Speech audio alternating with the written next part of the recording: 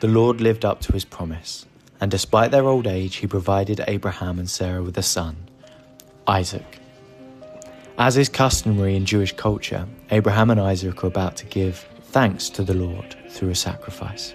This was typically with a sheep or a goat. Although I don't think it was quite done like that. Now, thanks to the sacrifice made through Jesus, we no longer have to offer burnt sacrifices. However, for Abraham, it would have been important. It would have shown a submission to God and an atonement for sin.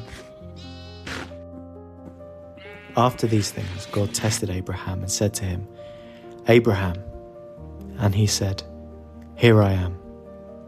God said, "Take your son, your only son Isaac whom you love, and go to the land of Moriah, and offer him there as a burnt offering on one of the mountains of which I shall tell you."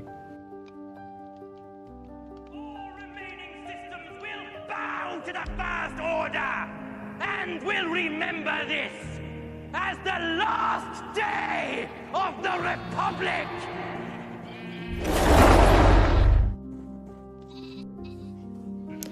So Abraham rose early in the morning, saddled his donkey, and took with him his son Isaac. Today is the end of the Republic.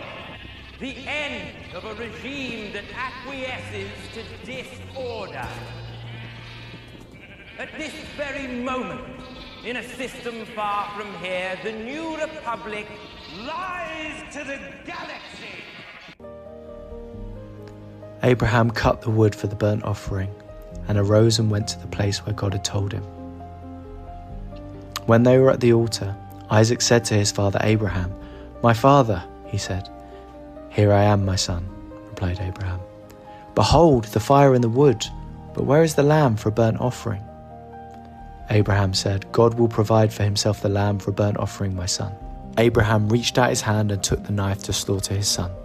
But the angel of the Lord called to him from heaven and said, "Abraham, Abraham, do not lay your hand on the boy or do anything to him, for now I know that you fear God, seeing that you have not withheld your son, your only son, from me."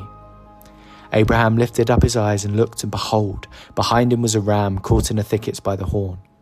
So Abraham went and took the ram and offered it up as a burnt offering instead of his son.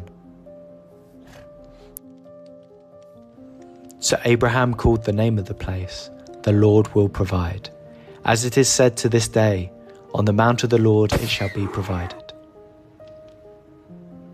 And then the angel of the Lord called to Abraham a second time from heaven and said, "By myself I have sworn, declares the Lord, because you have done this and have not withheld your son, your only son, I will surely bless you, and I will surely multiply your offspring as the stars of heaven, as the sand that is on the seashore, and your offspring shall possess the gate of his enemies, and in your offspring shall all the nations of the earth be blessed, because you have obeyed my voice."